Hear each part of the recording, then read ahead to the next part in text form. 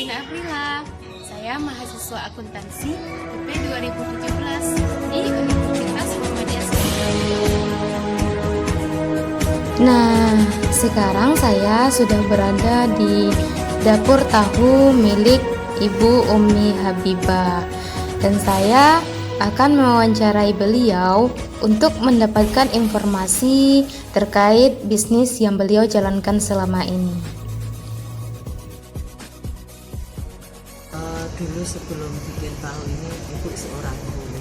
Oh, guru, Masya Ibu Allah. seorang guru. Jadi sebetulnya nggak ada basic ke bisnisnya, nggak ada. Cuma karena faktor ekonomi yang mendukung kita untuk punya profesi seperti ini. Sebelumnya ibu ngajar bahasa Inggris di STM. Masya Allah. Terus karena gaji nggak cukup, Iya, ya iya, kan? iya. Nah, dari bapak juga dapat segitu, dari aku juga dapat segitu, cuma cukup untuk makan sehari-hari aja.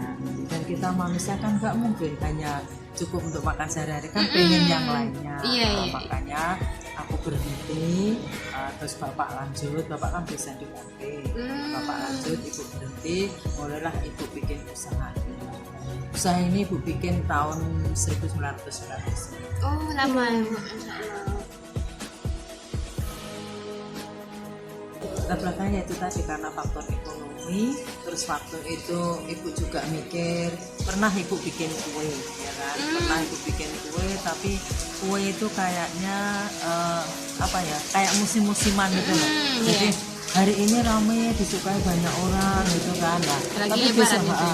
tapi besoknya itu sudah nggak terlalu banyak lagi. Akhirnya ibu pilih mikir-mikir kira-kira usaha apa yang bisa tiap hari orang membeli dan harganya bisa terjangkau untuk menengah ke bawah.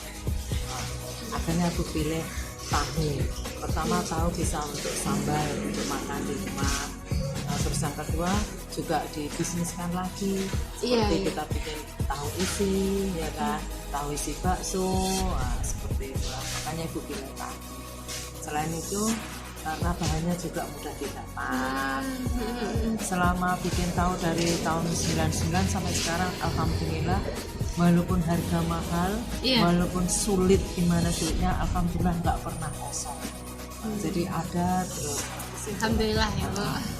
Itu pemilih bisnis tahunya ide ibu atau diskusi sama bapak juga? Ibu, terus karena bapak jurusan mesin, terus gimana lah ya nanti kalau kita motif sendiri, kita belajar dulu, suruh ngajarin orang. Iya, Waktu iya. itu suruh ngajarin orang bayar 2 juta tahun segitu kan. Itu pun ngajarinnya nggak nggak tuntas, pokoknya cuman ibu ngerti teorinya aja lah. Iya, iya. Teori dasarnya seperti ini, oh ternyata bikin tahu tuh kuncinya di sini. Ya udah, setelah itu ibu sama bapak ya itulah gimana bagusnya, gimana rasanya biar enak. Kalau kacang kedelai ini impor Oh, impor. dari Amerika. Kabarnya yang bikin ini di daerah pertanian di Brasil. Jadi sebetulnya kalau santannya itu enak, santan dari Indonesia punya. Dulu kan dari Pekanbaru kan banyak impor dari sana. Iya. Cuma di Pekanbaru sekarang ini kan sudah ditanami sawit, sudah ditanami karet, jadi orang nggak tanam kacang kedelai lagi. Dulu pernah ibu ngambil dari Iya. Itu apanya impornya sekali berapa itu, Bu? nggak mesti. Nggak mesti, masalahnya ibu bikin tahunya juga nggak pasti, hari ini bikin segini, besok bikin sini, itu nggak pasti. Ibu bikinnya sesuai pesanan aja. Jadi, nggak Berarti ada. langsung habis gitu? Iya, iya. Nggak ada yang numpuk gitu? Nggak ada. Ibu Disimpan? memang bikin seperti itu. Jadi setiap hari kita bikin, setiap hari tahunya baru. Prosesnya tuh mudah. Prosesnya itu kacang direndam lebih kurang 4 sampai 6 jam. Setelah direndam terus digiling sampai halus. Nah, setelah digiling direbus sampai mendidih. Setelah mendidih baru disaring. Gunanya disaring untuk apa? Untuk memisahkan antara sari dengan ampas. Iya, iya. Nah, yang untuk tahu ini sarinya. Oh, Iya. Sarinya itu dicampur dengan air W. Air W itu air rebusan kacang yang difermentasi. Jadi ibu tidak memakai kapur atau tidak memakai pengenyal, cuma memakai air W. Nah, setelah menggumpal baru dipres. Kalau sudah padat dipotong, dijual. Nah, ampasnya sendiri itu ampasnya bisa digunakan untuk ternak. Ya, sapi bisa, itik bisa, kambing bisa, ikan bisa. Nah, terus selain itu bisa juga untuk makanan seperti bikin oncom, ya kan? Nah, terus ada yang anak-anak penelitian itu ada yang bikin brownies, ada yang bikin biskuit, nah macam-macam anak-anak penelitian. Nah, kalau air limbahnya itu biasanya dibikin nata de soya. Oh, berarti nggak ada yang terbuang itu, Masya Allah. Nata de soya itu biasanya anak-anak jurusan kimia biologi. Biasanya. Jadi tahu ini semuanya bisa dimanfaatkan. Iya, sampai kayak ampas-ampasnya bisa digunakan gitu. Modal sendiri tanpa hutang, tanpa bantuan dari pihak manapun, nggak ada. Modal sendiri. Ibu mengerjakan ini dulu nggak sebanyak ini, beli kacangnya nggak beli 1 ton 2 ton itu enggak. Dulu belinya paling 5 karung. Itu pun dulu belinya ke pasar raya. Nah, terus itu kita olah, besoknya kita simpan uang penjualan itu, bisa lah beli lagi ada 6 karung. Nah, kayak gitu aja lah.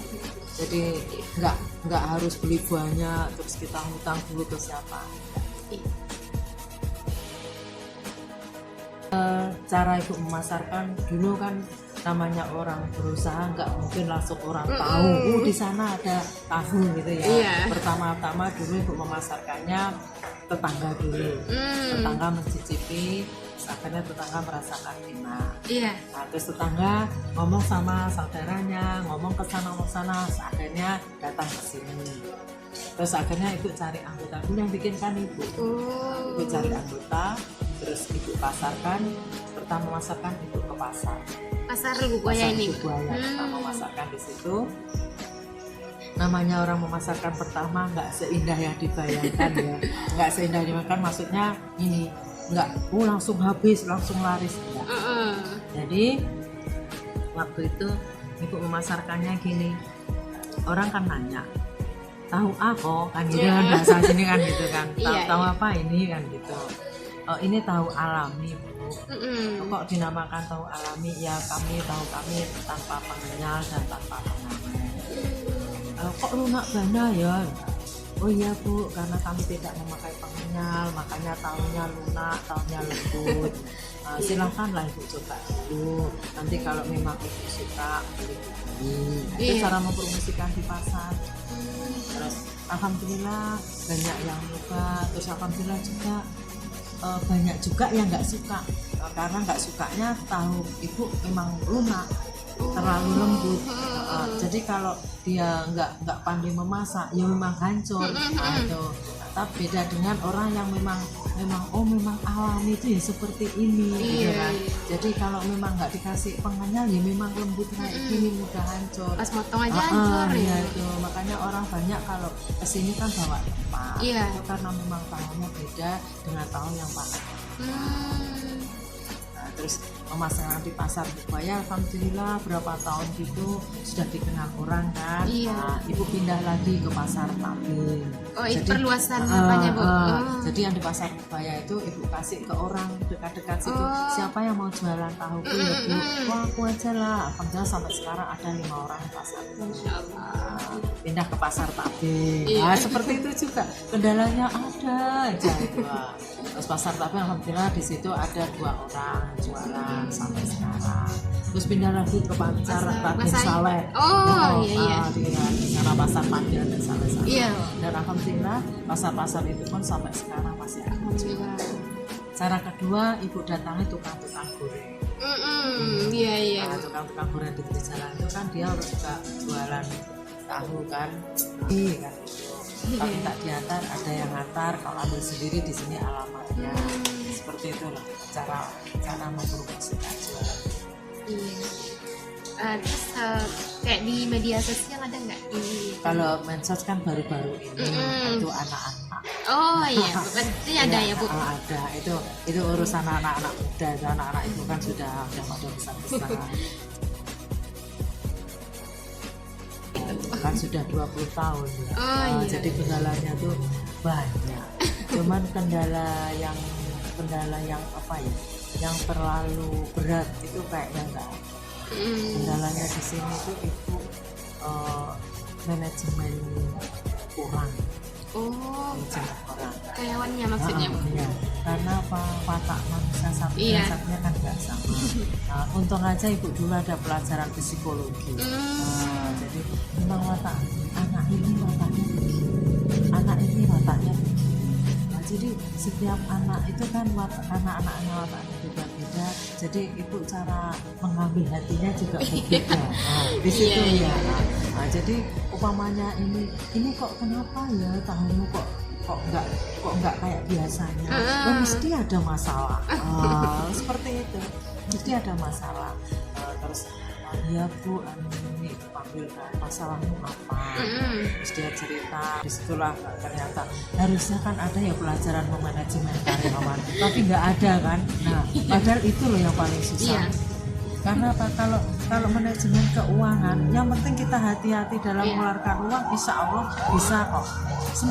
Semua serba ibu tulis, pengeluaran ini ya, kok segini ya, kemana ya yang sebagiannya ya. Iya. Oh ternyata pengeluaran tak terduga yang banyak. Seperti itulah.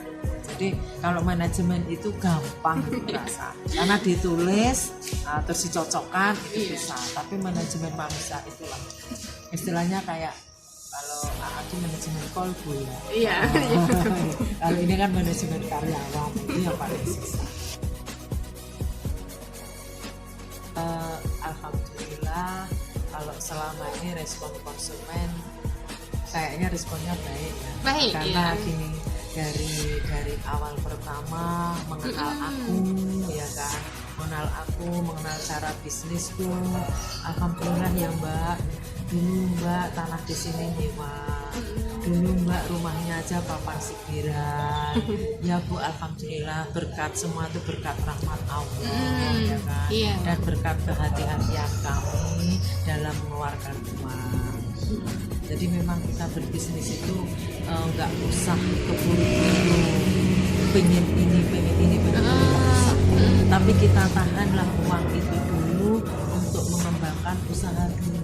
Kecuali mobil untuk mengembangkan usaha nggak apa-apa. Iya.